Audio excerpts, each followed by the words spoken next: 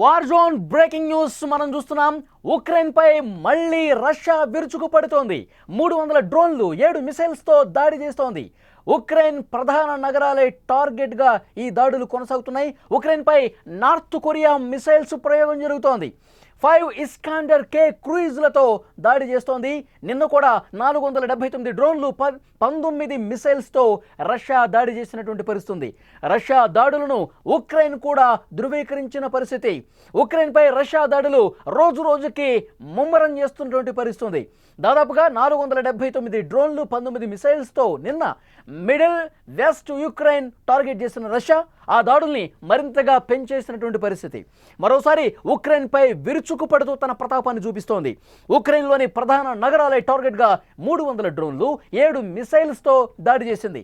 ఈసారి ఏకంగా north Korea మిసైల్స్తో ఉక్రెయిన్పై Russia దాడి చేయటం గమనార్హం.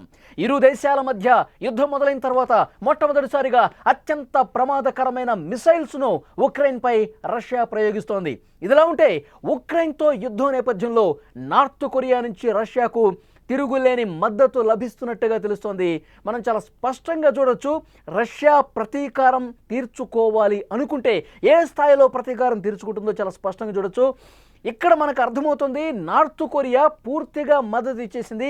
నార్త్ కొరియాకి సంబంధించినటువంటి క్షిపణులు ఇప్పుడు ఉక్రెయిన్ ప్రధాన నగరాల్ని టార్గెట్ చేస్తూ దూసుకుపోతున్నాయి. జెలెన్స్కీ వణికిపోతున్నటువంటి పరిస్థితి. ట్రంప్ మద్దతు కోరతాడా? ఐరోపా దేశాలు తన మిత్ర దేశాలతో, ముఖ్యంగా రష్యా మిత్ర దేశాలు ఏవైతే ఉన్నాయో వాళ్ళతో కూడా టచ్లోకి వెళ్ళి ఈ యుద్ధాన్ని ఆపు చేయండి, మేము తట్టుకోలేకపోతున్నాం, ఇలాంటి ప్రతిపాదనలు పెట్టే పరిస్థితి చాలా స్పష్టంగా కనిపిస్తుంది. దీని గురించి కొంత లోతుగా మనం అనాలిసిస్ తీసుకునే ప్రయత్నం చేద్దాం.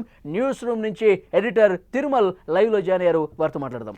తిరుమల్, ఒక్కసారి మనం చూసుకుంటే గతానికి మించి అన్నట్టుగా 2-3 రోజులు చూస్తే రష్యా ప్రతీకార దాడులు స్టార్ట్ చేసేసింది. యుక్రెయిన్ ప్రధాన నగరాలు టార్గెట్ చేస్తోంది. దాడులు విపరీతంగా కొనసాగుతున్నాయి. కానీ రోజు రోజుకి ఈ దాడి తీవ్రత అనేది పెరుగుతోంది.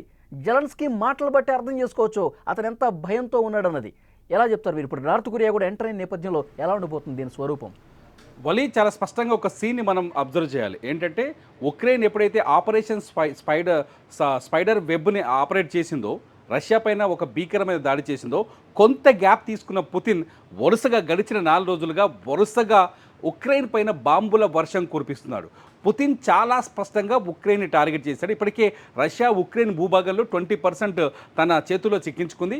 ఆ ప్రాంతంలో రష్యా సైన్యం ముందుకు వచ్చేసింది. సో ఉక్రెయిన్ కూడా రష్యా దాడుల్ని తిప్పికొట్టడానికి కొంత ప్రయత్నం చేసింది. కానీ ఆపరేషన్ స్పైడర్ వెబ్ అనేది రష్యా జీర్ణించుకోలేకపోతుందని స్పష్టంగా అర్థమవుతుంది. ఇవాళ కూడా దాదాపు 300 డ్రోన్లతో అట్లాగే 9 మిసైల్స్ని ప్రయోగించింది. ఇందులో ముఖ్యంగా మీరు అన్నట్టు నార్త్ కొరియా మిసైల్స్ కనిపిస్తున్నాయి. చాలా స్పష్టంగా చూడొచ్చు. లాస్ట్ వీక్లో రష్యా రాయబార కార్యాలయం అంటే రష్యా విదేశాంగ శాఖ ప్రతినిధి నార్త్ కొరియా వెళ్ళారు. అక్కడ కిమ్ జోంగ్తో భేటీ అయ్యారు. యుద్ధానికి కావాల్సిన సహాయాన్ని అడిగారు. ఇది చాలా స్పష్టంగా మొదట ఈ సంవత్సరంలో ఆయన 2 సార్లు వెళ్ళారు నార్త్ కొరియాకి.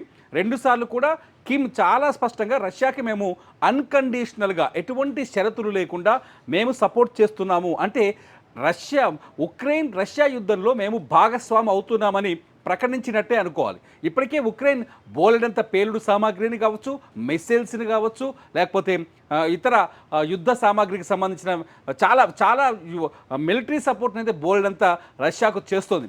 అందుకే జెలెన్స్కీ మొదటి నుంచి చెప్తున్నాడు, ఎవరైతే మేము యుద్ధం చేస్తున్నామో సరిహద్దుల్లో దాదాపు 600 మందికి పైగా నార్త్ కొరియా సైనికులు చనిపోయారు, వాళ్ళ మృతదేహాలు మా దగ్గర ఉన్నాయని ఆల్రెడీ శాంతి చర్చలకు ముందే ఈ విషయాన్ని ప్రకటించాడు. ఆ తర్వాత ఇప్పుడు ఎప్పుడైతే నార్త్ కొరియాకి రష్యా ప్రతినిధులు వెళ్ళారో, కిమ్ ఎప్పుడైతే రష్యాకి బాహాటంగా మద్దతును ప్రకటించారో ఆటోమేటిక్గా నార్త్ కొరియాకి సంబంధించిన మిసైల్స్ పడ్డాయని ప్రపంచానికి చెప్పే ప్రయత్నం చేస్తున్నారు జెలెన్స్కీ ఏం మామూలుగా లేడు. కొద్దిసేపటి క్రితం మీరు ఒకసారి చూస్తే మీడియాలో చాలా స్పష్టంగా ఇప్పటికీ ఎక్స్చేంజ్ ఫైర్ చాలా దారుణంగా జరుగుతుంది. సరిహద్దుల్లో రష్యా డ్రోన్లో అటాక్ కావచ్చు, బాంబు దాడులు కావచ్చు వరుసగా చేస్తుంది. ఉక్రెయిన్ వాటిని తిప్పికొడుతుంది, ఎదుర్కొంటోంది. వ్యూహాత్మకంగా దాడి చేశాడు రష్యా మీద. ఎందుకంటే 18 నెలల పాటు చాలా పక్కాగా పకడ్బందీగా డ్రోన్లని రష్యా భూభాగంలో 6,000 కిలోమీటర్లు లోపలికి పంపించి రష్యా ఎయిర్ బేస్ మీద దాడి చేసి తీవ్ర నష్టం కలిగించాడు కదా. ఇప్పుడు యుద్ధ విమానాలు ధ్వంసమయ్యాయి, ఎయిర్ బేసులు ధ్వంసమయ్యాయి, గుండె మీద కొట్టినట్టు పరిస్థితుంది.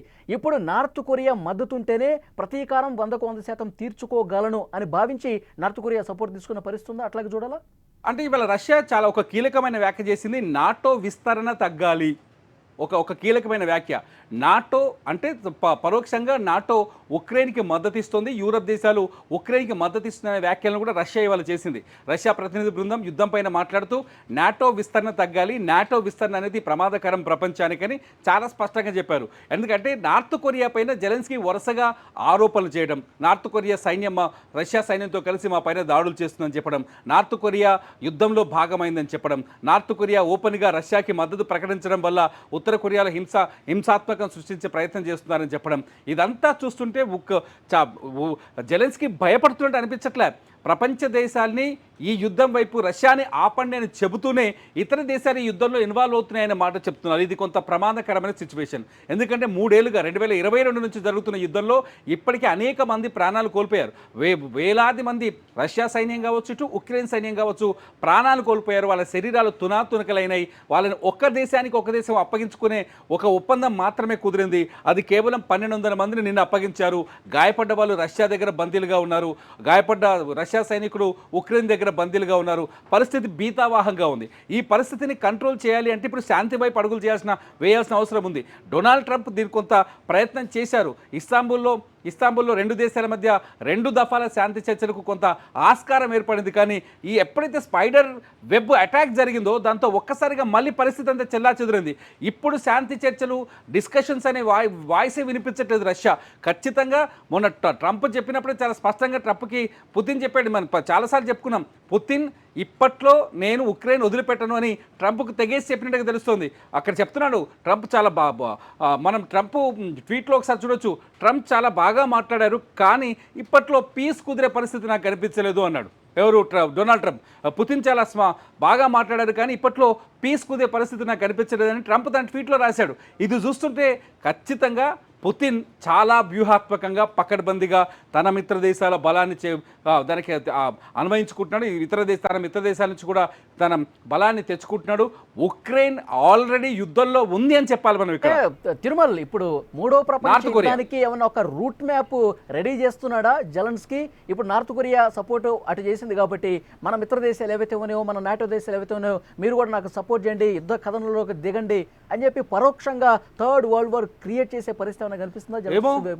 ఏమో జెలెన్స్కీ అరుపులు వినిపిస్తుంటే అట్లే అనిపిస్తుంది కదా. జెలెన్స్కీ అరుపులు వినిపిస్తుంటే యూరప్ దేశాన్ని గతం నుంచే చాలాసార్లు జెలెన్స్కీ అడుగుతున్నాడు బహిరంగంగానే, నాకు మద్దతు ఇవ్వండి, రష్యా నేను ఎదుర్కోలేకపోతున్నాను, నాకు మద్దతు ఇవ్వండి. చాలా అనాలిసిస్ చూస్తున్నాం, కొందరు ఎక్స్పర్ట్స్ మాట్లాడుతున్నారు. ఉక్రెయిన్లో ఉన్న అనేక ఖనిజ సంపదలు కావచ్చు, ప్రకృతి వనరులు కావచ్చు, వీటిపైన యూరప్ దేశాలు గ్రిప్ సాధించాయి. చాలా యూరప్ దేశాలు, అమెరికా దాదాపు 60% పైగా ఉక్రెయిన్లో ఉన్న ఖనిజ సంపద పైన లేకపోతే ప్రకృతి వనరుల పైన ఒప్పందాలు చేసుకొని ఉంది. యూరప్ దేశాలు కూడా ఉక్రెయిన్లో ఉన్న చాలా ఇటువంటి వనరులని యూరప్ దేశాలు కూడా కొన్ని తమ గ్రిప్లో పెట్టుకునే ప్రయత్నం చేసి, ఒక రకంగా చెప్పాలంటే ఉక్రెయిన్ని ఒక వస్తువుగా వాడుకుంటున్న యూరప్ దేశాలు. ఈ టైంలో ఖచ్చితంగా జెలెన్స్కీ ఉక్రెయిన్కు తరఫున యూరప్ దేశాలని కానీ ఇతర దేశాలని మద్దతు అడిగే అవకాశం ఉంది. ఒకవేళ యూరప్ దేశాల్లో లేకపోతే నాటో కూటమియో ఉక్రెయిన్కి మద్దతు ఇస్తే ప్రపంచ యుద్ధం స్టార్ట్ అయినట్టు చెప్పాలి. ఎందుకంటే స్పష్టంగా కనిపిస్తుంది నార్త్ కొరియా అన్కండిషనల్గా రష్యాకి మద్దతు ఇస్తుంది. నార్త్ కొరియా సైన్యం ఇవాళ రష్యా సైన్యంతో కలిసి పోరాటం చేస్తుంది. ఉక్రెయిన్ సైన్యం జరిపిన ఎదురు కాల్పుల్లో నార్త్ కొరియా సైనికులు చనిపోయినట్టుగా ఆధారాలు ఉన్నాయి. ఇవాళ ఉక్రెయిన్లో దొరికిన బ్యాలిస్టిక్ మిసైల్స్ చూస్తే నార్త్ కొరియా మిసైల్స్ కనిపిస్తున్నాయి. ఇదంతా చూస్తుంటే రష్యాకి నార్త్ కొరియా కానీ సపోర్ట్ చేస్తుంది కనిపిస్తుంది కదా. ఇంకోవైపు ఇటు ఉక్రెయిన్కి ఆల్రెడీ బ్రిటన్ సపోర్ట్ చేస్తుంది. బ్రిటన్ 10.8 బిలియన్ పౌండ్ల ఆర్థిక సాయాన్ని, మిలిటరీ సాయాన్ని అందిస్తోంది. ఆల్రెడీ 30,000 రాకాసి డ్రోన్లను అందించింది. ఇంకో 1,00,000 డ్రోన్లని ఆగస్టు నుంచి మేము సరఫరా చేస్తామని ఉక్రెయిన్కి బాహటంగానే చెప్తోంది.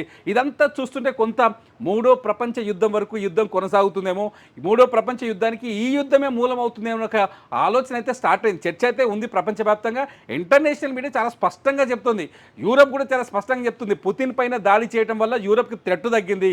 పుతిన్ పైన దాడి చేయడం 41 యుద్ధ విమానాలని ధ్వంసం చేయడం వల్ల యూరప్ పైన అణుబాంబులు రష్యా అణుబాంబులు వేసే ప్రమాదం తీవ్రత కొంత తగ్గింది. ఎందుకంటే ప్రపంచంలోనే అత్యంత అణు నిల్వలు కలిగిన అణుబాంబులు కలిగిన దేశం రష్యా. రష్యా దగ్గర ఉన్న ఒకవేళ రష్యా తిరగబడి బాంబులు వేస్తే ప్రపంచం అంతా స్మాష్ అయ్యే అవకాశాలు చాలా స్పష్టంగా ఉంటాయి. ఎందుకంటే 5,500కు పైగా వార్ హెడ్స్ వాళ్ళ దగ్గర ఉన్నాయి, రష్యా దగ్గర ఉన్నాయి. అందుకనే టార్గెట్గా అందుకనే ఆపరేషన్ స్పైడర్ వెబ్ని యూరప్ దేశాలు సమర్థిస్తున్నాయి. యూరప్ మీడియా చాలా స్పష్టంగా చెప్పింది.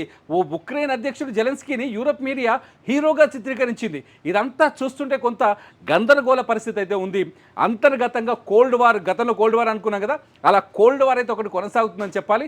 ఖచ్చితంగా ఇది కొంత జెలెన్స్కీ వ్యాఖ్యల వెనుక రాజకీయ వ్యూహం ఉంది. వ్యూహాత్మకమైన వ్యాఖ్యలే చేస్తున్నాడు. ఉక్రెయిన్ బదనాం చేస్తున్నాడు, రేపు ఇంకో దేశాన్ని బదనాం చేసే అవకాశం ఉంటుంది. బాబోయ్ కాపాడని అంటున్నాడు, దాడులు కూడా చేస్తున్నాడు. ఇదంతా చూస్తే మాత్రం కొంత ఆందోళన ఉందని అనుకోవచ్చు.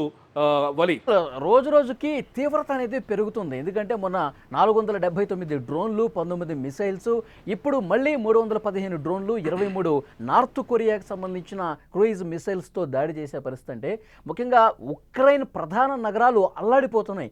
సాధారణ పౌరులు కూడా చాలామంది చనిపోతున్నటువంటి పరిస్థితి. చిన్నపిల్లలు కూడా ఉన్నట్టుగా సమాచారం అయితే వస్తుంది. ఐరాస కూడా దీన్ని ధృవీకరించినటువంటి పరిస్థితి.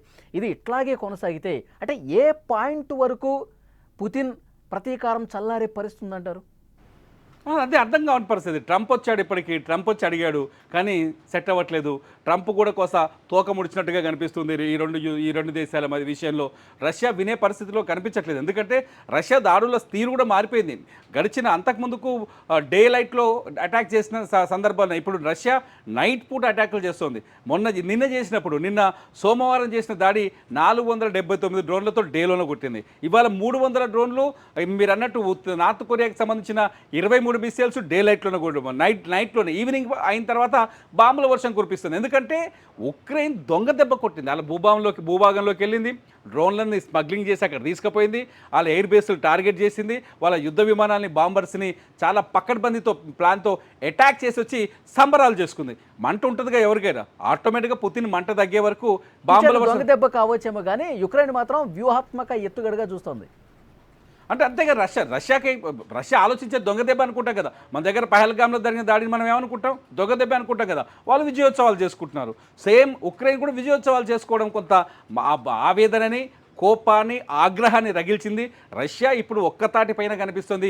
రష్యా ప్రజలు కూడా ఉక్రెయిన్ని భస్మం చేయండి అని సోషల్ మీడియాలో చర్చలు చేస్తున్నారు. ఇదంతా చూస్తుంటే ఉక్రెయిన్ని ఇంకొంతకాలం ఖచ్చితంగా పుతిన్ పరిగెత్తిస్తాడు, ఇంకొంతకాలం ఇబ్బంది పెడతాడనే విషయం అయితే అర్థమవుతుంది. ఇదంతా కొంత ఆవేశం చల్లారిన తర్వాత ఏమైనా సీజ్ ఫైర్ వైపు కానీ శాంతి చర్చల వైపు కానీ వచ్చే అవకాశం ఉండొచ్చు. ఇప్పటికైతే అటువంటి సిచ్యువేషన్స్ కానీ సీన్స్ కానీ ఎక్కడ కనిపించట్లేదు, ఏ మీడియా కూడా రిపోర్ట్ చేయట్లేదు. చూద్దాం తిరుమల. మొత్తానికైతే పరిస్థితి చాలా సీరియస్గా కనిపిస్తోంది. ఉక్రెయిన్పై రష్యా దాడులు రోజు రోజుకి తీవ్రం చేస్తోంది. 479 డ్రోన్లు, 19 మిసైల్స్ మిడిల్ వెస్ట్ యుక్రెయిన్ టార్గెట్గా రష్యా చేసిన పరిస్థితి. దాడులు రోజు రోజుకు పెంచుకుంటూ పోతుంది. యుక్రెయిన్లో ప్రధాన నగరాలే టార్గెట్గా చేస్తూ ఉంది. మళ్ళీ 300 డ్రోన్లు, 7 మిసైల్స్, అది కూడా నార్త్ కొరియాకి సంబంధించినటువంటి చాలా పదునైనటువంటి, చాలా వ్యూహాత్మకంగా, చాలా షార్ప్గా దాడి చేసే మిసైల్స్తో అక్కడ పరిస్థితి మనం చూడొచ్చు. విజువల్స్లో చాలా స్పష్టంగా మనకు కనిపిస్తుంది. కీవ్ ప్రాంతంపై రష్యా దాడులకు సంబంధించినటువంటి దృశ్యం చాలా స్పష్టంగా ఇక్కడ చూడొచ్చు. కీవ్ ప్రాంతంపై రష్యా దాడులు ఇటు డే లైట్లో కావచ్చు, నైట్ టైంలో కావచ్చు, ఎంత పరిస్థితి అక్కడ చూడొచ్చు. నైట్ అయినా సరే ఎక్కడ లక్ష్యం ఉందో ఆ లక్ష్యానికి తగ్గట్టుగా చాలా వ్యూహాత్మకంగా కరెక్ట్గా మళ్ళీ గురి తప్పకుండా ఏ విధంగా దాడి జరుగుతున్న పరిస్థితిని చూస్తున్నాం. యుక్రెయిన్పై మిసైల్స్తో రష్యా దాడికి సంబంధించినటువంటి విజువల్స్, దాడి తర్వాత అపార్ట్మెంట్ ఏ విధంగా దెబ్బతిన్నదో కూడా పరిస్థితి మనం విజువల్స్లో చాలా స్పష్టంగా చూడొచ్చు. సో రోజు రోజుకి దీని తీవ్రత అనేది పెరుగుతూ పోతుంది. దాడుల తీవ్రత అనేది చాలా సీరియస్నెస్ అనుకున్న పరిస్థితి. ఇప్పుడు జెలెన్స్కీ మరొకసారి ట్రంప్ను సాయం కోసం అర్థిస్తున్న పరిస్థితి. మరొకసారి మీరు పుతిన్తో మాట్లాడండి, కొంత కూల్ చేసే ప్రయత్నం చేయండి అని చెప్పి అడుగుతున్నట్టుగా సమాచారం వస్తుంది. మరి పుతిన్ ఏ మేరకు మెత్తబెడతాడో కూడా తెలియటం లేదు.